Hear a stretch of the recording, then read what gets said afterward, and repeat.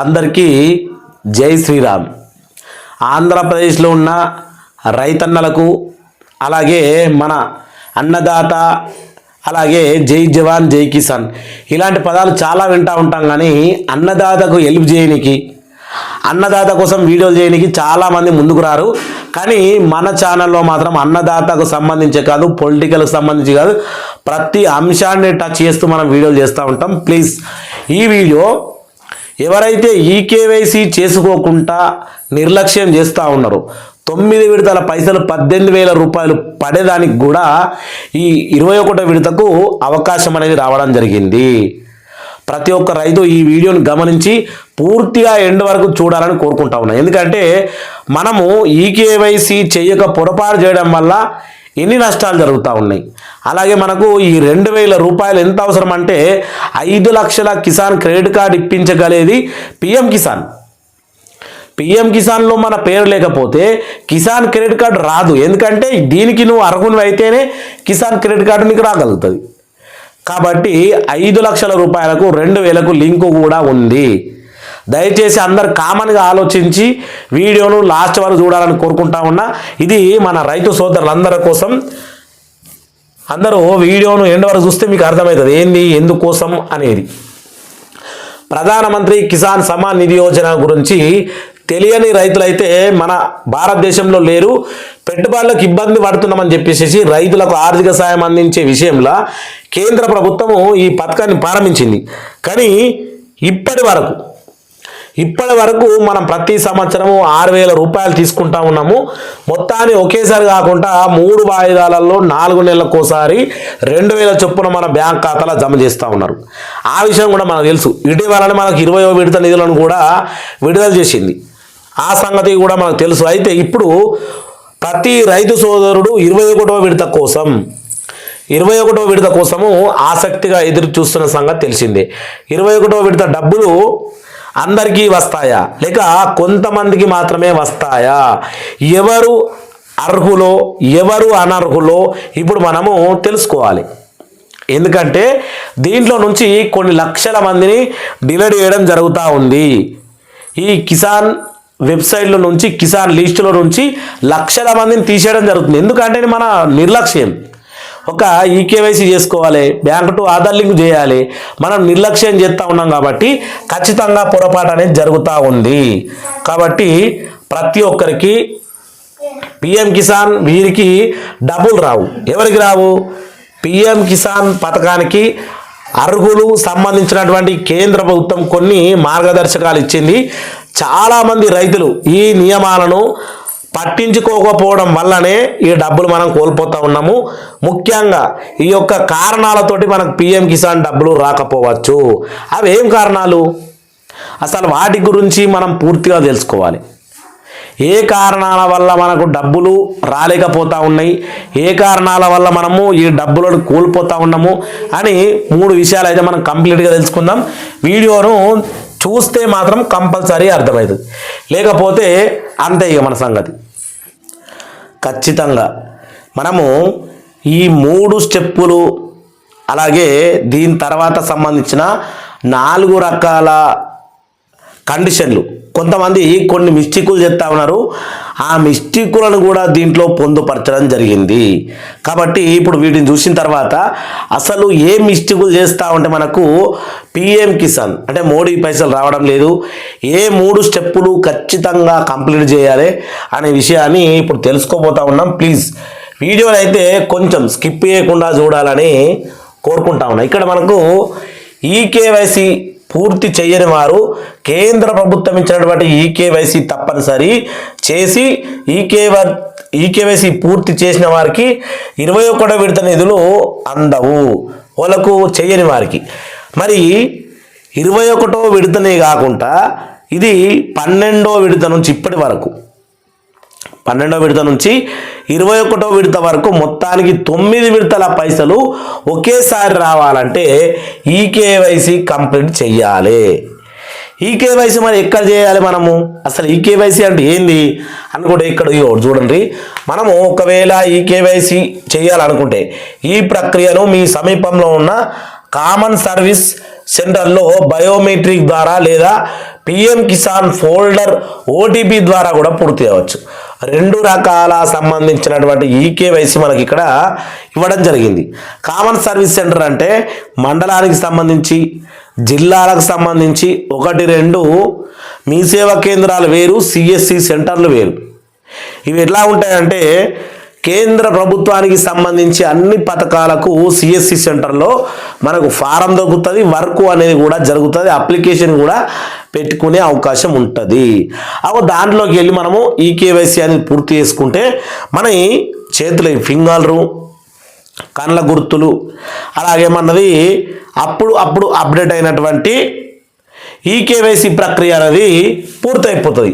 పూర్తయిపోయిన తర్వాత రెండోది, ఆధార్తో బ్యాంకు ఖాతా లింకు చెయ్యని వారు, మీ బ్యాంకు ఖాతా ఆధార్ లింకు అయ్యిందా లేదా తెలుసుకోవాలి. లేకపోతే వెంటనే లింకు వేయాలి.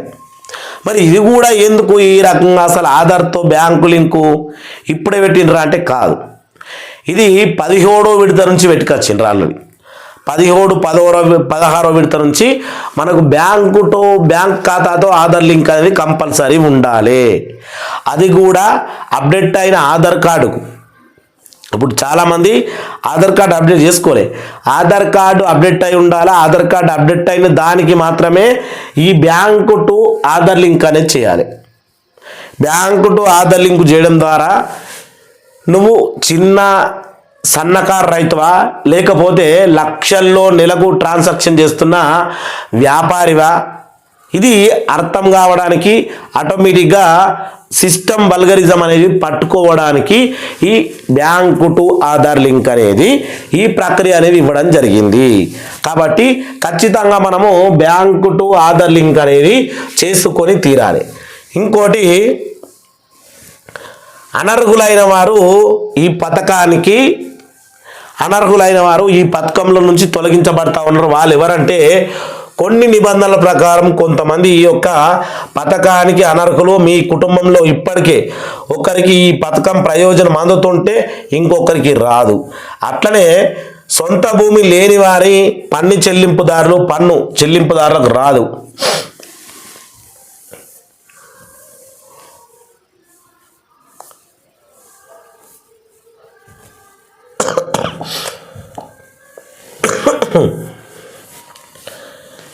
మనకు ఇక్కడ పన్ను చెల్లింపు ఇక్కడ వాయాది ఇట్లే ఇక పన్ను చెల్లింపుదారులకు రాదు. ప్రభుత్వ ఉద్యోగులు, రిటైర్మెంటు, నెలకు 10,000 పింఛను తీసుకుంటున్న వారు వీళ్ళెవరు కూడా, అలాగే రాజ్యాంగ పదవుల్లో ఉన్న వాళ్లకు, జిల్లా చైర్మన్లు, మున్సిపాలిటీ కార్పొరేషన్ మేయర్ వంటి పదవుల్లో ఉన్నవారు, ఎన్ఆర్ఐలు, డాక్టర్లు, లాయర్లు వంటి నిపుణులకు కిసాన్ పథకం అనేది అనర్హులు. కిసాన్ పథకం వీళ్ళందరికీ రాదు, వాళ్ళని దీంట్లో చేర్చుకోవడం లేదు. ఇది అనర్హుల లిస్టు. అలాగే మనం చేయాల్సిన 3 పనులు. ఇక్కడ 21వ విడత డబ్బుల కోసం ఏం చేయాలి అని ఇవ్వడం జరిగింది. మనం ఆల్రెడీ ఇప్పటి వరకు చూసాం. 21వ విడత నిధులు పొందాలంటే ఈ కేవైసీ పూర్తి చేశారో లేదో తెలుసుకోవాలని నిర్ధారించుకోవాలి. మీ బ్యాంక్ ఖాతాతో ఆధార్ లింకు అయ్యిందో లేదో చూసుకోవాలి.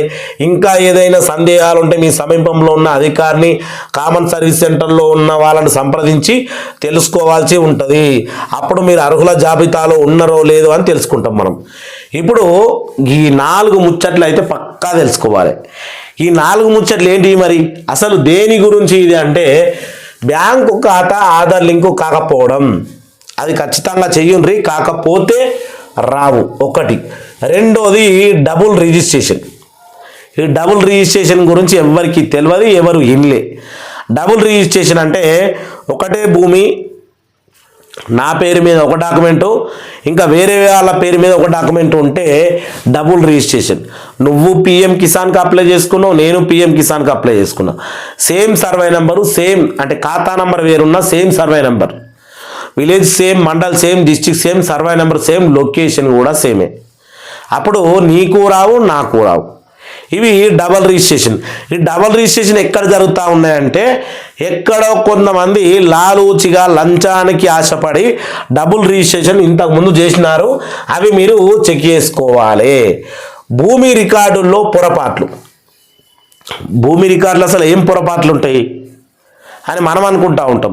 భూమి రికార్డుల పొరపాట్లు అంటే ఇప్పుడు మనకు పట్టా పాస్బుక్ నెంబర్ ఉంది, దాంట్లో ఏదన్నా బై అయినా మిస్ కావచ్చు, లేదంటే భూమి రికార్డులల్లో మన పేరు ఎప్పటి నుంచి ఎప్పటి వరకు ఉండాలి, 2016 కంటే కింద నుంచి మన పేరు అనేది దీంట్లో ఉండాలి భూమి రికార్డులలో, లేకపోతే నువ్వు అర్హుని కావు. మరి నీకు భూమి రికార్డులలో అంతకు ముందు ఉందా, తర్వాత ఉందా, కొత్తగా చేసుకున్నావా అనేది కూడా చూసుకోవాలి. ఇంకా భూమి రికార్డులలో పొరపాట్లు అంటే ఇంకో విషయాన్ని చూసుకోవాలి. భూమి రికార్డు అనేది మన పేరు మీద ఉన్నటువంటి భూమి ఆన్లైన్లో ఉంది, మనం ఇంకోళ్ళ పేరు మీద రిజిస్ట్రేషన్ చేసాం, మన పేరు మీదకి వెళ్ళి డిలీట్ కాలేదు, వాళ్ళ పేరు మీదే భూమి ఉన్నది, మళ్ళీ మన పేరు మీద ఉంది, వాళ్ళ పేరు మీద ఉంది, వేరు వేరు సర్వే నెంబరు ఒక్కటే, మనం వేరే టూల్లో చేసాము, ఏదో చేసాం. ఇక్కడ కూడా మిస్టేక్ చేసుకుంటూ ఉంటారు చాలామంది. దీన్ని కూడా ఒకసారి చూసుకోవాలి. అయితే ఇంకోటి ఆదాయ పన్ను చెల్లింపుదారులు. మనం ఆల్రెడీ ఆదాయ పన్ను చెల్లింపుదారుల గురించి చూసాం. ఇక మీ పేరు జాబితాలో ఉందో లేదో చెక్ చేసుకోవాలి. రైతులు తమ పేరును పిఎం కిసాన్ బెనిఫిషియరీ లిస్టులో ఉందా లేదు ఆర్థిక వెబ్సైట్లో చెక్ చేసుకోవచ్చు. వెబ్సైట్లోకి వెళ్ళి కూడా బెనిఫిషియరీ స్టేటస్ ఆప్షన్ క్లిక్ చేసి ఆధార్, బ్యాంకు అకౌంట్ నంబరు, 2 వివరాలు ఇస్తే తెలుసుకోవచ్చు పూర్తిగా. ఇక రైతులకు ఆర్థిక ఊరట. రైతులకు చిన్న తరహా సహాయం అందించేందుకు ఉద్దేశంతో ఈ పథకాన్ని కొనసాగిస్తున్నట్లు ప్రభుత్వము చెబుతోంది.